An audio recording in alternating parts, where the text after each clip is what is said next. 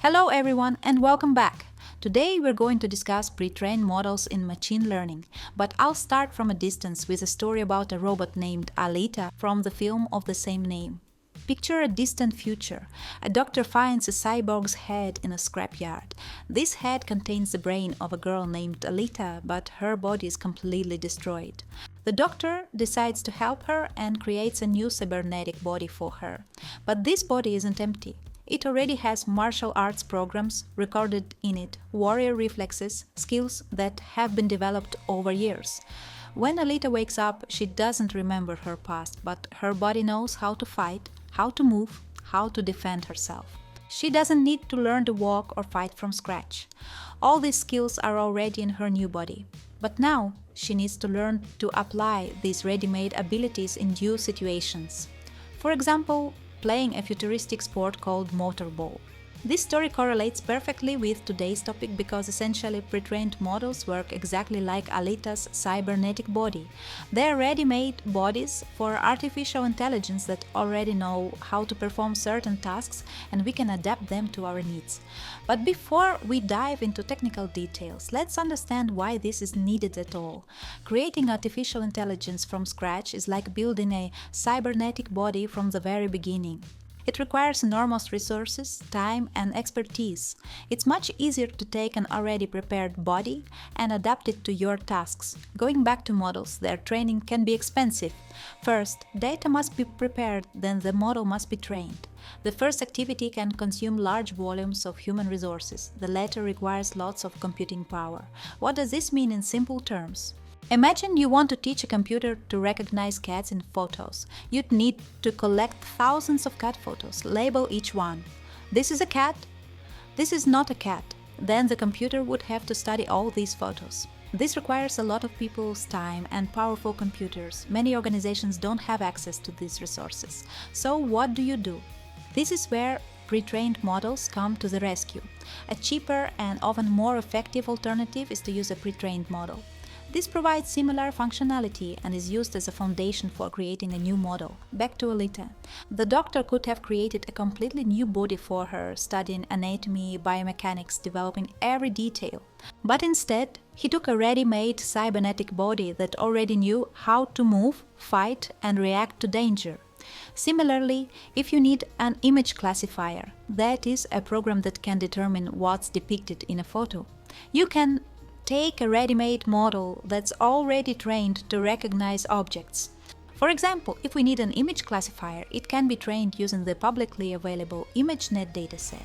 This is a huge database containing more than 14 million images classified into over 1,000 categories. Each photo is already labeled. This is a dog, this is an airplane, this is a tree, and so on. Training a computer on such a volume of data requires incredible resources. But here's the good news. Someone has already done this work. Researchers have created models that have studied all these images and learned to recognize them. These models are publicly available and you can use them. When a pre-trained model is used without modifications, it can simply be embedded into an AI system, or it can be used as a service. This is like if Alita used her cybernetic body exactly as it was created, without any changes. All combat programs work as originally intended. But what if we need something more specific? What if our task needs small modifications? This is where transfer learning comes to help. Let's understand what this is. In simple terms, transfer learning is when we take a model that already knows how to solve one task and teach it to solve a similar but slightly different task. In Alita's case, her body knew ancient martial arts, but in the new world she needed to play Motorball, a sport with a ball on roller skates. Basic skills, speed, reaction, coordination, remained the same, but she adapted them to new game rules.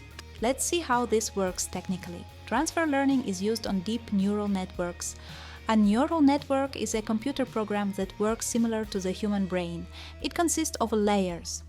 Early layers of a neural network usually perform quite basic tasks. For example, in an image classifier they might determine the difference between straight and curved lines. Later layers perform more specialized tasks.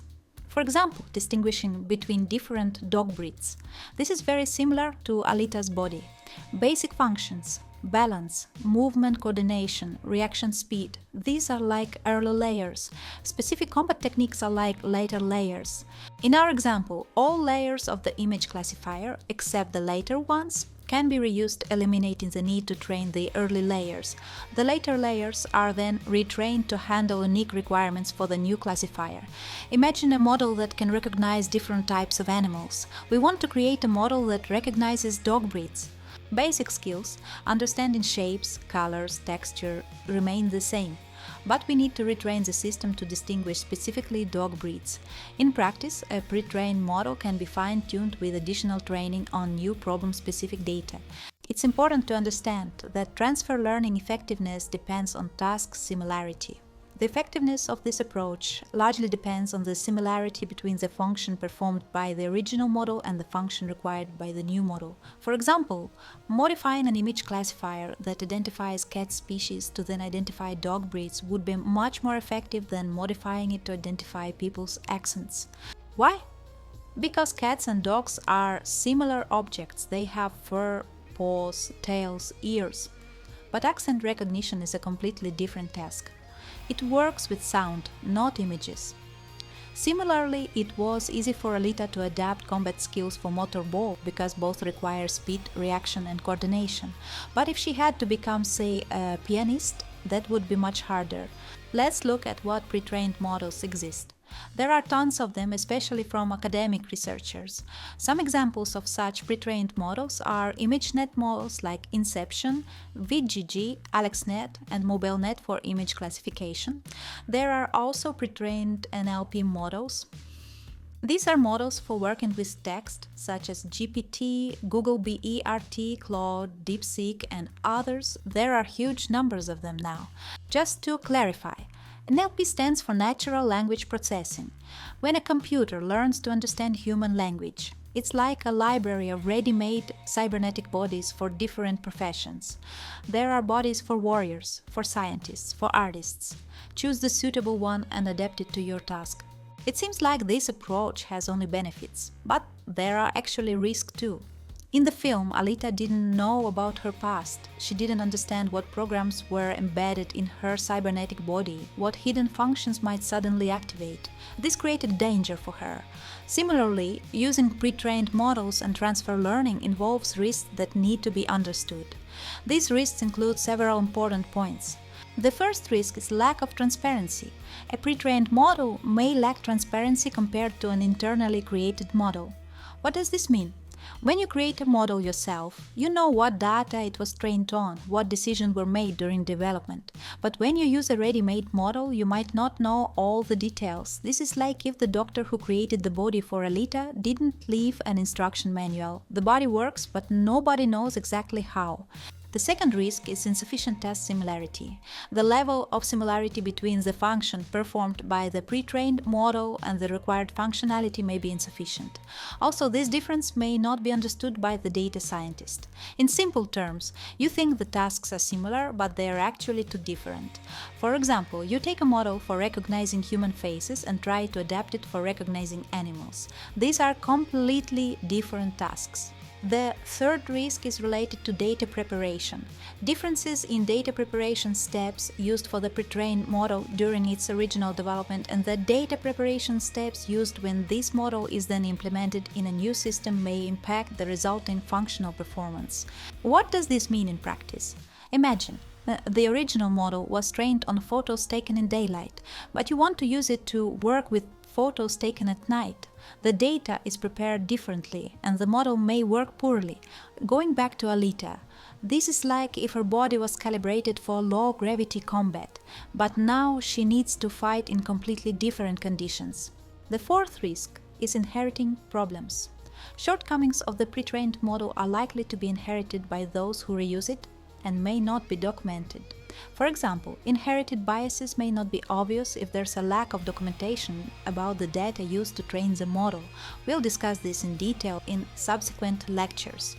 Bias is when a model has prejudiced attitudes towards certain groups or situations. For example, If a model was trained mainly on photos of men, it might be worse at recognizing women. This is like hidden programs in Alita's body. Perhaps in the past this body was programmed to attack a certain type of enemy. Alita might not know about this, but the program could suddenly activate. The fifth risk is security vulnerabilities. Models created through transfer learning are quite likely to be sensitive to the same vulnerabilities as a pre-trained model they're based on. For example, adversarial attacks. Adversarial attacks are a special type of attack on machine learning models. We'll also examine this topic in more detail later. Attackers can create special data that forces the model to make mistakes. Imagine, if Alita's enemies know exactly what model of cybernetic body she has, they might know its weak spots and attack methods. But there's good news too. Note that several of the above risks can be more easily mitigated by having thorough documentation available for the pre-trained model. This is like a detailed instruction manual for the cybernetic body. If the doctor had complete documentation, what data the body was trained on, what function it has, what problems there might be, many troubles could have been avoided. That's exactly why, when choosing a pre-trained model, it's so important to pay attention to documentation quality. What's important to remember? Let's repeat the key points. First, pre-trained models are a cheaper and often more effective alternative to training from scratch. They save time and resources. Second, transfer learning allows adapting a ready-made model for new tasks. It's especially effective when tasks are similar. Third, main risks include lack of transparency, possible insufficient task similarity, differences in data preparation, and inheriting shortcomings of the original model. Fourth, models can inherit vulnerabilities to the same types of attacks as the original model. And finally, thorough documentation can significantly reduce many of these risks. By the way, did you know that many AI systems we interact with daily are built exactly on pre-trained models? ChatGPT started as a pre-trained language model that was then adapted for dialogues with people. Google Translate uses pre-trained models for multiple language pairs. Even face recognition systems in modern smartphones are often based on pre-trained models. It turns out that most AI we work with is like our Alita, powerful systems with ready-made abilities adapted for specific tasks. Let's summarize. Pre-trained models and transfer learning are powerful tools that make machine learning more accessible and efficient. Just as a cybernetic body gives Alita incredible abilities without needing to develop them from scratch, pre-trained models give us access to powerful artificial intelligence without needing to start development from the very beginning. For us as QA professionals, this means new approaches, compatibility testing, bias checking, analysis of inherited risks. In the next lecture, we'll talk about standards and regulation in artificial intelligence. This will be like studying the rules and laws that regulate the use of cybernetic beings in Alita's world. What limitations, ethical principles, and requirements exist for AI systems in the real world? Thank you for continuing this journey with me, and see you in the next lecture.